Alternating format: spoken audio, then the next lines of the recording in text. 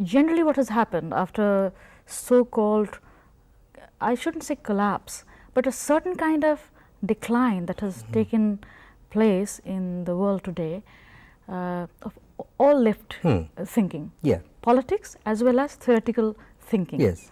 And the place that has the radical thinking, the other form of radical thinking that has taken its place is Foucaultian, postmodernist, Sadian, as Edward Said. The polemic in fact begins with some of the shifts that have taken place in South Asian writing in terms of focusing more and more or adopting or taking approaches which have been propounded by, say, Edward Said. Edward Said's Orientalism has been very, very influential. All right.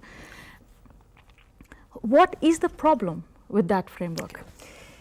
Basically, my argument, to put it very briefly and simply, would be something like this, that I see many positive things, not only in Said, but also something which is much broader and of which I am not very sure whether Said himself would consider himself to be a part. That is what you described by that very loose term, postmodernism.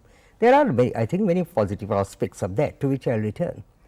But to start with the relatively more, what I consider to be the more negative aspects, I feel that certain changes of intellectual moods have taken place, connected ultimately, though in indirect ways, with the big global changes which we mentioned a couple of minutes back, which on the whole I would call unhelpful.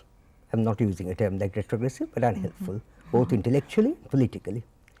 Among these, I would say one would be an extraordinary emphasis on what is called culture, more and more abstracted from material conditions, economic and political structures.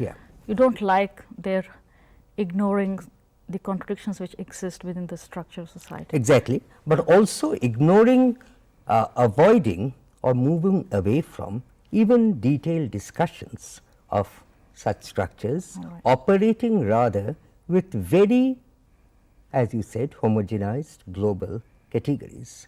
Now, this kind of culturalism I find to be a kind of a mirror opposite of what I also consider, have considered for a long time, very unhelpful, that is the economistic, narrow economistic kinds of readings of Marxism, which collapsed culture into a simple kind of reflection of material conditions.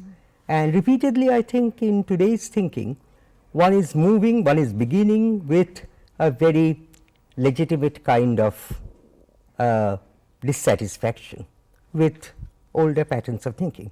Then, in a curious way, you are almost reproducing that through inversion.